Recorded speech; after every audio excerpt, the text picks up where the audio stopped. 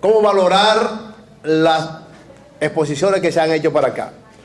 Todo ha sido realmente exquisita, excelente, y hablar de plato fuerte es como un poco difícil. Pero para cerrar este evento, este panel, y darle paso a algunas preguntas que pudiese haber, generar este debate, pues vamos a escuchar al doctor Bartolo García Molina, doctor especialista en el ámbito de la lingüística, y quien tendrá ahora el honor de hablarnos de algunos aspectos en ese ámbito del domingo que viene. Con ustedes, un fuerte aplauso, por favor, para el doctor Bartolo García Molina. Muy buenas tardes, colegas, estudiantes aquí presentes, familiares y amigos del autor del libro que ponemos en circulación esta tarde. El primer pálpito de esperanza de calidad literaria de este libro me vino cuando vi el nombre del prologuista, mi admirado amigo Alex Ferreras. Acicateado por esta esperanza, leí con fricción el libro, guiado por algunas preguntas. ¿Por qué este título? ¿De cuáles estrategias discursivas se vale el autor? ¿Qué novedad presenta este libro? ¿Cómo es el mundo semiótico que se crea o se recrea en el texto? ¿Cómo se construye a sí mismo el enunciador, sujeto narrador de estos cuentos? ¿Cuáles contactos o evocaciones polifónicas pueden suscitar los cuentos que componen este libro? Al final de la lectura he encontrado respuestas muy gratificantes para todas mis interrogantes y he reafirmado mi convicción de que no se debería abordar un texto desde una guía a priorística, sino desde una teoría o por lo menos desde una batería de interrogantes, que por cualquier razón le surja a cada lector. Debe ser una primera lectura la que nos indique las aristas relevantes o interesantes para abordar el estudio a profundidad de cualquier texto. En otras palabras, es el texto el que sugiere una determinada lectura a un determinado lector en un determinado momento. En el caso del libro que nos ocupa, y en mi caso en particular, me gustaría abordar la multiplicidad de aristas que me surgieron en el proceso de las 3 lecturas que le di al texto. Pero por el factor tiempo solo voy a esbozar la que más me impactó: la luz como un don del sol, o el sur como un don de la luz. El sol no es el sol en la región sur del país, al menos en los cuentos de Tony Rodríguez. El sol es mucho más. El sol es omnipresente y omnipotente en estos cuentos. Inunda de luz todo el universo sureño. Es el dios de la región, como Helios para los griegos, como el sol Invictus para los romanos, o como el Surya védico. Por medio de la prosopopeya, el personaje narrador logra erigir al sol en un ser omnipotente en el universo de los cuentos. Así como el lunes es el día de la luna, y el martes el día del planeta Marte, el miércoles el día del planeta Mercurio, etc., el domingo es el día del Señor, del sol en estos cuentos. Tal vez por eso, la mayoría de las veces el autor escribe esta palabra con inicial mayúscula, independientemente de que se esté refiriendo al nombre específico de la estrella que rige la Vía Láctea o a un sol cualquiera. Esa puede ser una pista para el título del cuento que da nombre al libro que esta tarde ponemos en circulación. Escuchen este fragmento del cuento Andrés Vilé. El sol se vistió de gala desde el primo día, recibiendo al domingo más brillante que las ideas de Einstein. se presentó tan radiante que las nubes navegaron temblorosas de espaldas al cielo, raudas a colgarse en los cordeles de la sierra, por temor a cambiar su blancura por el amarillo raquítico de una luna. Abajo, en la tierra, el astro rey también hacía de las suyas, encañonando a todo el que se pasease sin alguna cobija sobre su cesera. Si me pidieran un subtítulo para los cuentos de Tony Rodríguez, yo propondría sin titubear La inundación de la luz. La idea de un Dios Sol no es aislada en los textos que componen el libro El domingo que viene. En el 60%, o sea, en 12 de los 20 cuentos, hay alguna referencia a la luz o directamente al sol. En cierta medida, el elemento sol es el cemento que une todas las partes del libro, dándole unidad temática y coherencia global al mismo. Veamos otro fragmento de los tantos en los que el sol se enseñorea. El sol sabía de memoria los rayos que tenía que dar para atravesar verano largo de este a oeste. En cierto modo, el origen de los mitos y por tanto de los dioses está en la prosopopeya.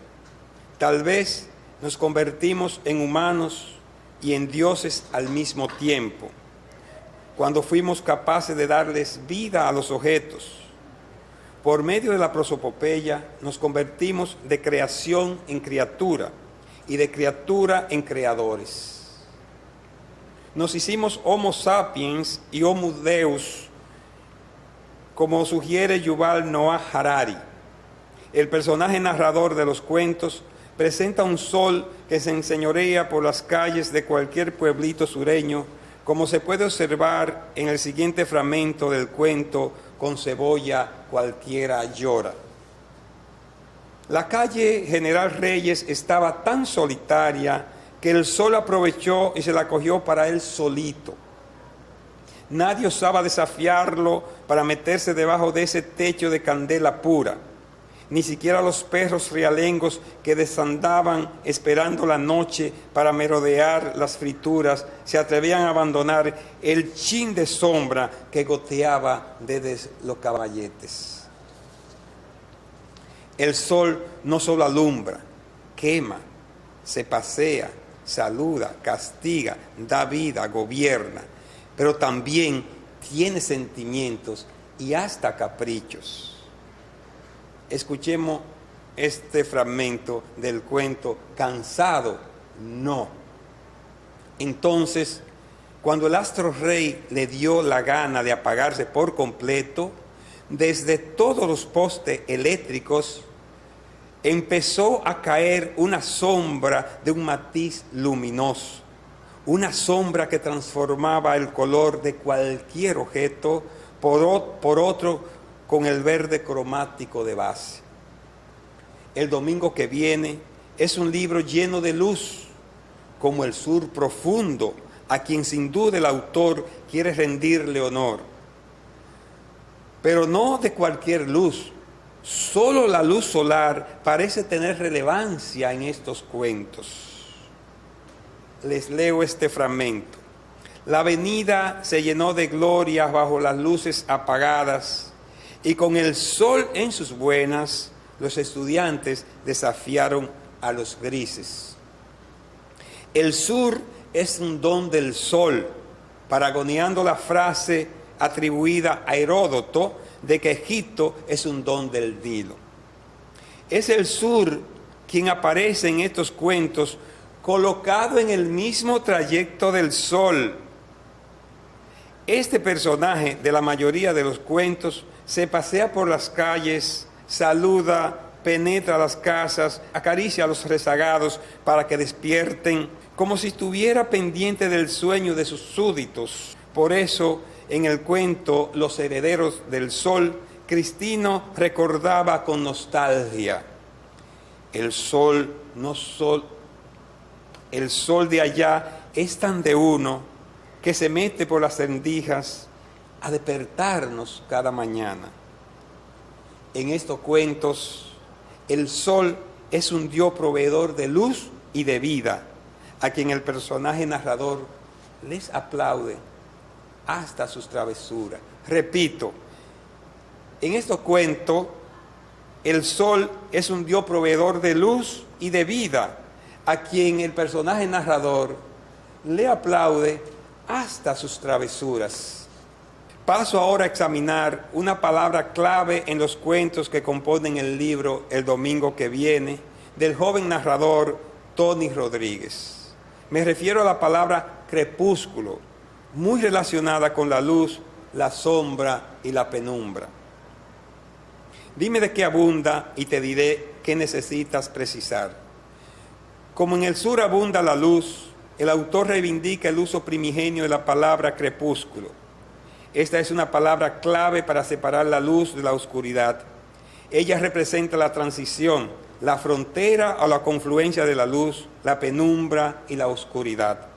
De tanto acostumbrarnos a oír o a usar la palabra crepúsculo para designar una franja entre la luz y la oscuridad, terminamos asociándola con la muerte del día, con el ocaso, que es como decir con la muerte de la luz. El autor revive uno de los valores etimológicos del crepúsculo, el paso de la sombra a la luz, el crepúsculo matinal. Mediante ese rejuego lingüístico, el crepúsculo se acerca a la aurora, al amanecer, al principio de la vida, a la luz. El crepúsculo pasa de ser una franja entre la luz y la sombra a marcar la transición entre la sombra y la luz. El crepúsculo vespertino aparece como un punto de partida hacia el crepúsculo matutino, como se aprecia en el cuento Los aprietos diamantino, que paso a leerles. Era sábado por la noche. Desde el crepúsculo vespertino todavía colgaban primorosas las estrellas capricornianas Alfa 1 y Alfa 2, como un regalo nocturnal de aquel octubre seductor. En realidad, en esas líneas se juntan los dos crepúsculos para evitar la muerte del sol, porque los dioses no mueren, por lo menos nadie quiere cometer deicidio. La preposición desde introduce un sintagma que indica el inicio de la noche, que aparece solo como una franja de oscuridad. Como lo sugieren estas metáforas, todavía colgaban primorosas las estrellas capricornianas. Era un regalo nocturnal de aquel octubre seductor.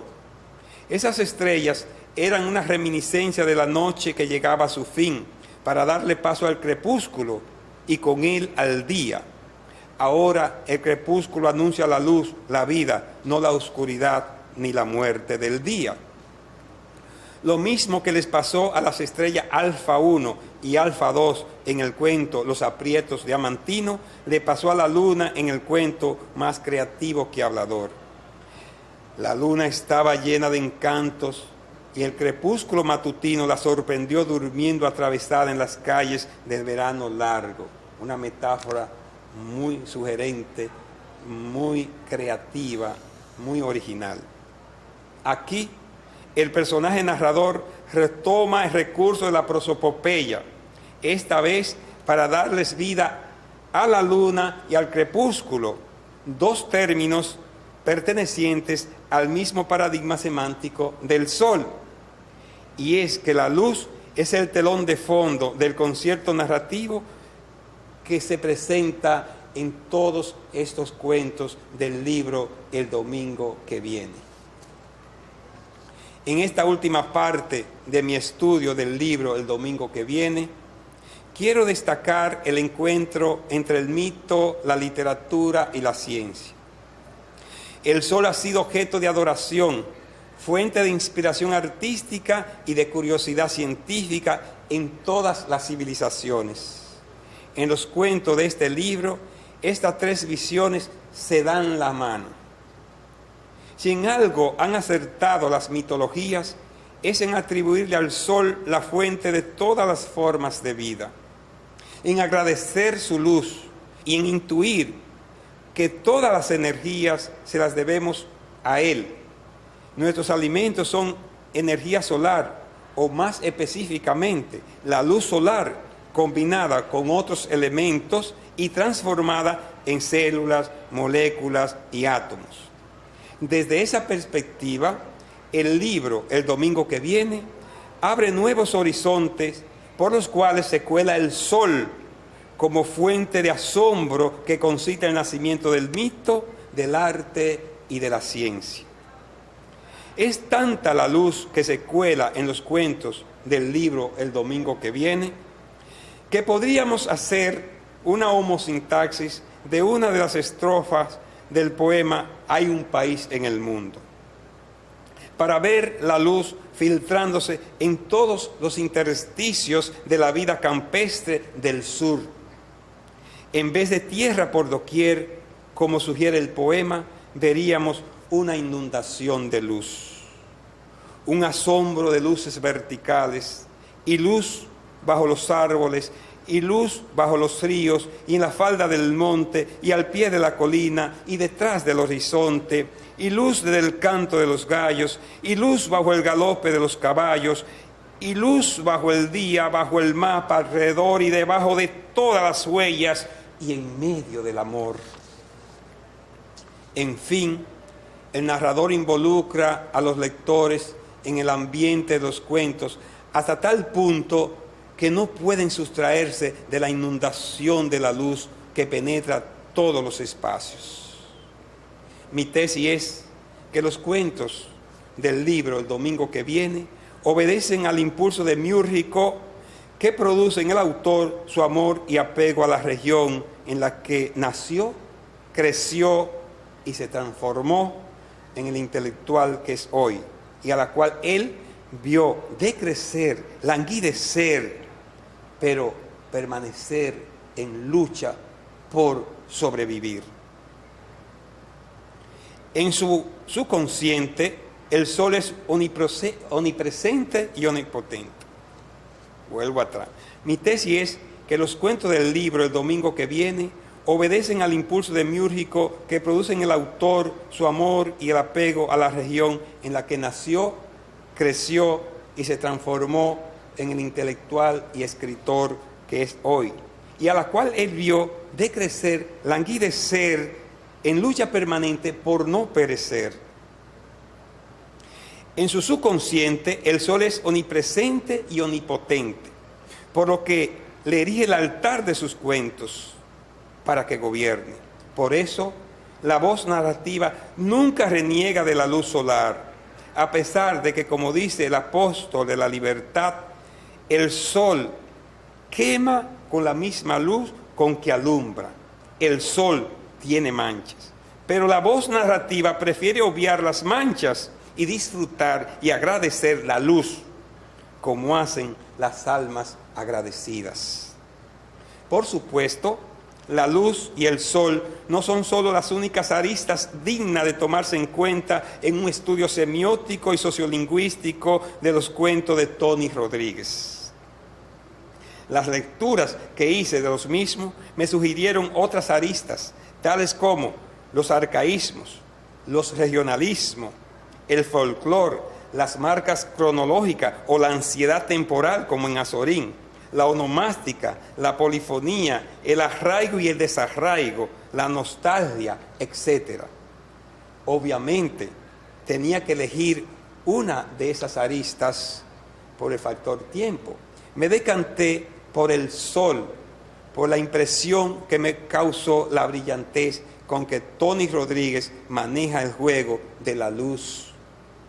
Sugiero que otros estudiosos se encarguen de las aristas enunciadas y de otras que sin duda están subyacentes en el texto, esperando, como bellas durmientes, que el beso del príncipe de la curiosidad y la creatividad la despierten y las trasladen al reino del Logos.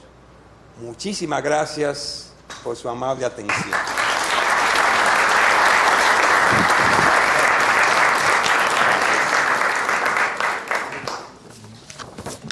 Bueno, sin comentarios, ¿verdad?